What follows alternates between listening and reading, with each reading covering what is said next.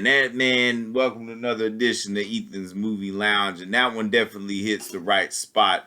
That good old cornball 80s music. That song, of course, is from Paul Michael Glaser's The Running Man, starring Arnold Schwarzenegger and based off of the Stephen King novel. Now, I think they did shy away a lot away from the source material. I haven't read the book, but the novel is credited to a pseudonym of Stephen King, so clearly he didn't fully approve of it the way that apparently does the remake. But The Running Man, one of Arnold Schwarzenegger's best films, and what's crazy is this came out the same year as Predator, so you not only got that magnificent classic, but you got this one too. It's crazy the then future of 2019. We've since come a long way since then. Now it's what 2025 is almost over, and then we're soon to be in 2026. But the central plot of The Running Man is pretty simple.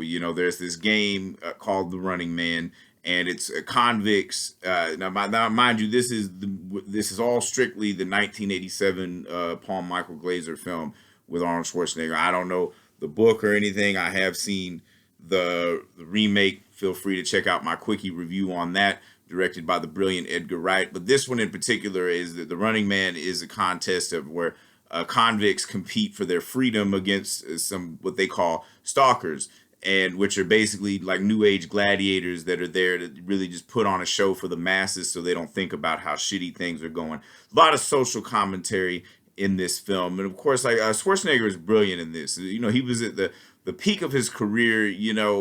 Right before it kind of took a little, the quality of the films kind of took a downswing in the mid to late '90s, but the late '80s was like prime Schwarzenegger. He really could do no wrong at this point in his career. And the film itself is really fun. The supporting cast is great too. The lovely Maria Conchita Alonso, she's phenomenal in the film, and Yaphet Kotto is brilliant as one of the people that he helps break out of prison and stuff. And of course, Richard Dawson is Killian, the host. He really like hams up that performance. And of course, what is brilliant about that, having Richard Dawson play the game show host is that he hosted Family Feud for a brief spell, and so that whole dynamic in the film, it's futuristic for the time, but it also feels like very 80s, which is not necessarily a bad thing. Some of the best films in the 80s were like futuristic films that were also time capsules of the 80s. Case in point, the biggest one being RoboCop.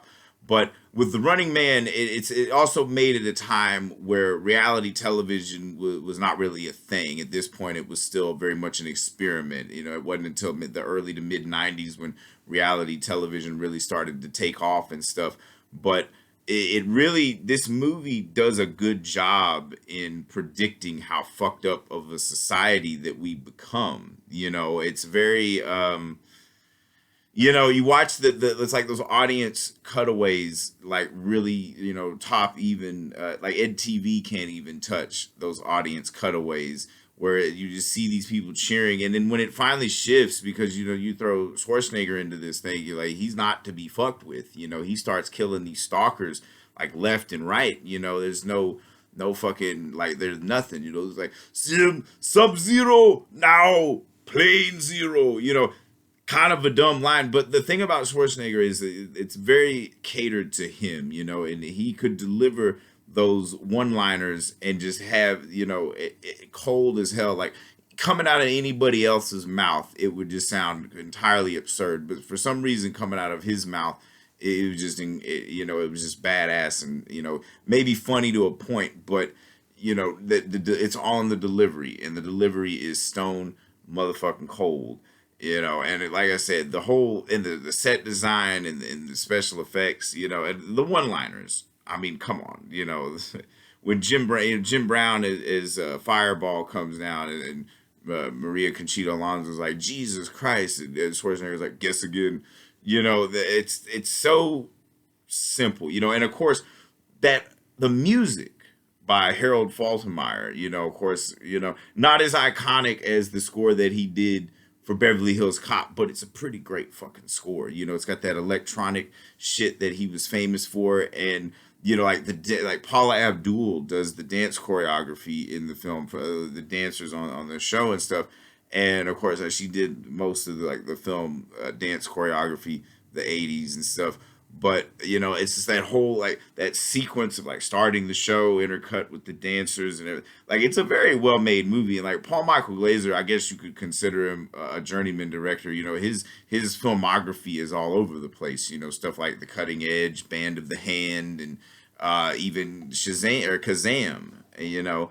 There's a lot of I'm forgetting some other ones. I looked them up earlier because he's Paul Michael Glaser is one of those directors that you'd be surprised. Oh, that guy did this one, and and that's what a lot of these great journeyman directors do is like they can do just about anything. They understand. Maybe not the cinema as a psychological or philosophical construct, but the cinema as putting together moving images that are thrilling and vibrant and entertaining, also telling a story and really like showing and giving an audience what they want, because they end up tearing down the system. They because the Weiss dude gets the fucking uplink code, gives it to Maria Conchita Alonso before he dies, gets shocked by that Dynamo dude, and like the whole gimmicks and shit too, because you got the buzzsaw guy with the lifting the fucking motorcycle and shit. It's like, I love this saw. This saw is a part of me. Now I'm gonna make it a part of you. And then fucking Schwarzenegger just switches it around and is like, that's all right. You keep it. That shit, man, is just fucking brilliant. And then that Dynamo dude with his fucking shooting, wearing a Christmas tree, and Maria Conchita Alonso even has great lines. There's nothing funny but a dickless moron with a battery up his ass. And the way that dude goes out, though, is what you give him wearing a fucking Christmas tree, though, is she puts the sprinklers on his ass and he gets electrocuted to death.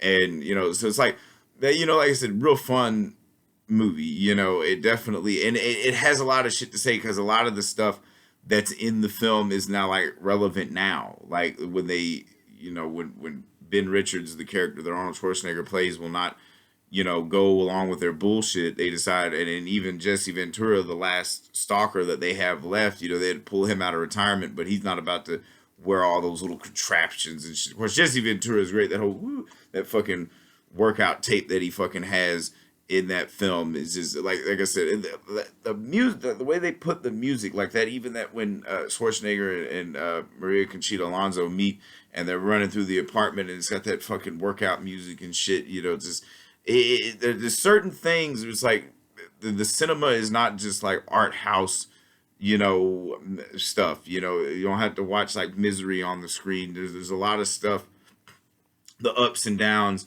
of the moving image, and just showing what is just intriguing, entertaining. I don't know. I'm going off on an adjective tangent, but just like the thing about The Running Man is a film that no matter how many times I watch it, it never like loses its luster. Of course, like Schwarzenegger was in a lot of like futuristic science fiction films, some of the best actually of the 80s and 90s, whether it be Terminator or Total Recall, and Predator, and specifically The Running Man. And of course, like his signature line, I'll be back, I'll be back, I'll be back, Killian. I told Killian I'll be back. I didn't want to make it a lot. It's terrible Schwarzenegger impressions, but it's like impressions on impressions. Maybe I'll do a whole video of just impressions, but no, this is the Ethan's Movie Lounge, not the Ethan's Impression Lounge.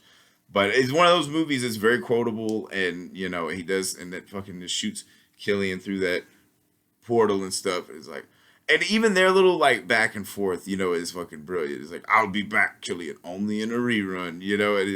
It's just a really great fucking movie, and and he ends up, they fucking reclaim society, so to speak. They get rid of the toxic element that's fucking up the world, and then Schwarzenegger gets to like ride off into the sunset or walk off into the sunset, I suppose, with the girl, and with that the song that you heard playing at the beginning of this video, they walk off together. It's like, that's the beauty of the 80s, that they had very like corny music to like kind of punctuate this badass movie you just seen. Because like I said, there's a lot of social commentary, and there's like a lot of the shows that like Climbing for Dollars, like we're all going through that shit, and like the facial uh basically the AI creations or whatever the fuck, the deep fake stuff.